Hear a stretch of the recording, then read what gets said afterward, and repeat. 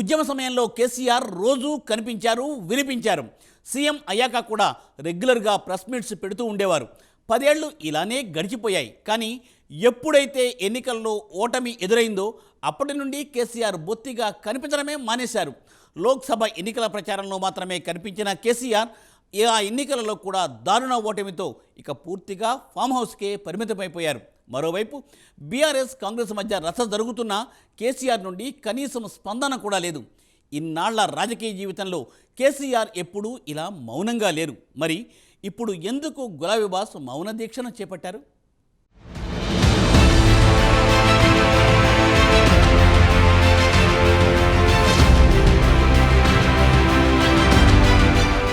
ముందొచ్చిన చెవుల కన్నా వెనుకొచ్చిన కొమ్ములు మిన్నా అన్నట్లుగా ఎప్పుడో రాజకీయ ప్రవేశం చేసిన కేసీఆర్ కన్నా మొన్నీ మధ్యన పొలిటికల్ ఎంట్రీ ఇచ్చిన జగన్ చాలా చురుకుగా రాజకీయాలు నడుపుతున్నారు. ఓడినా గెలిచినా ఎప్పుడూ ఏదో ఒక రకంగా వైసీపీ పార్టీ పేరు వినిపించేలా, తన జాడ కనిపించేలా జాగ్రత్త పడుతున్నారు. 2023లో తెలంగాణలో జరిగిన ఎన్నికలు బీఆర్ఎస్ పార్టీకి మార్పు మంచిది కాదని తెలియజెప్పింది. దీంతో 10 ఏళ్ల గులాబీ పార్టీ హవాకు కేసీఆర్ ప్రభంజనానికి బ్రేకులు పడ్డాయి. తెలంగాణ తెచ్చినోడు కాదు, తెలంగాణ ఇచ్చినోడికి ఒక అవకాశం ఇవ్వాలని మార్పు దిశగా కాంగ్రెస్ పార్టీకి అధికార పీఠం కట్టబెట్టారు. 119 స్థానాలకు గాను 64 స్థానాలతో కాంగ్రెస్ అధికారం చేజిక్కించుకుంటే 39 స్థానాలతోనే బీఆర్ఎస్ సర్దుకుంది.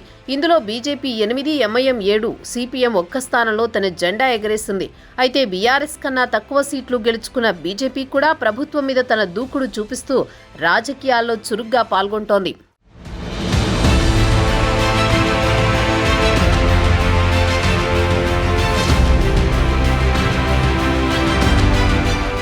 ఒక ఉద్యమ నేతగా, తెలంగాణ రాష్ట్ర సాధనకర్తగా గుర్తింపు పొందిన కేసీఆర్ మాత్రం ఒక్క ఓటమితో కుంగిపోయారు. ఎన్నికల ఫలితాలు విడుదలైన నాటి నుంచి నేటి వరకు ఏ ఒక్క విషయంలోనూ కేసీఆర్ ముందుకొచ్చి ప్రజలకు మద్దతుగా ప్రభుత్వాన్ని ప్రశ్నించేదే లేదు. పార్టీ తరపున నిర్వహించే ఏ కార్యక్రమంలోనూ కేసీఆర్ పాలు పంచుకోవడం లేదు. అన్నింటికీ కొడుకు కేటీఆర్, మేనలుడు హరీష్ రావు చేతికి అప్పగించి కేవలం ఫామ్ హౌస్కి మాత్రమే పరిమితమవుతున్నారు. ఇన్నాళ్లుగా కూతురు కవిత కోసం కేసీఆర్ మౌనం వహిస్తున్నారు అనుకున్న వారి ఆలోచనలను కూడా కేసీఆర్ పటాపంచలు చేస్తున్నారు. లిక్కర్ స్కామ్లో అరెస్టైన కవిత బెయిల్ మీద బయటకు కూడా వచ్చేశారు. అయినా కేసీఆర్ గడప దాటడం లేదు. గడిచిన 6 నెలల నుంచి ప్రజా సమస్యల మీద, ఇప్పుడు కనీసం పార్టీ సమస్యల మీద కూడా స్పందించడం లేదు. కౌశిక్ రెడ్డి అరికపూడి గాంధీ వివాదం మీడియాకెక్కి పోలీస్ స్టేషన్ దాకా వెళ్లి రచ్చ లేపుతున్నప్పటికీ కేసీఆర్ మాత్రం తనకేమీ పట్టనట్టు గమ్మున ఉండిపోయారు. దీంతో ఇన్నాళ్లు కేసీఆర్ను దొర అన్న నేతలు సైతం ఇప్పుడు కేసీఆర్ దాక్కుంటున్నారు అని హేళన చేస్తున్నారు.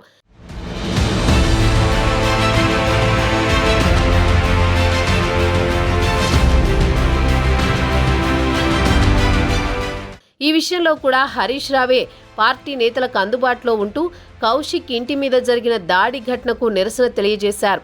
ఈ నేపథ్యంలో హరీష్ రావుతో సహా పలువురు బీఆర్ఎస్ నాయకుల మీద కూడా పోలీసులు కేసు నమోదు చేశారు. ఈ అరెస్టుతో హైదరాబాద్లో తీవ్ర ఉద్రిక్త వాతావరణం ఏర్పడింది. పోలీసులు అరెస్ట్ చేసిన బీఆర్ఎస్ నేతలను బస్సులో కేశంపేట పిఎస్కు తరలించారు. మార్గమధ్యంలో బీఆర్ఎస్ శ్రేణులు బస్సుని అడ్డుకుని పోలీసులతో వాగ్వాదానికి దిగి ముఖ్యమంత్రి రేవంత్ దిష్టిబొమ్మను దహనం చేశారు.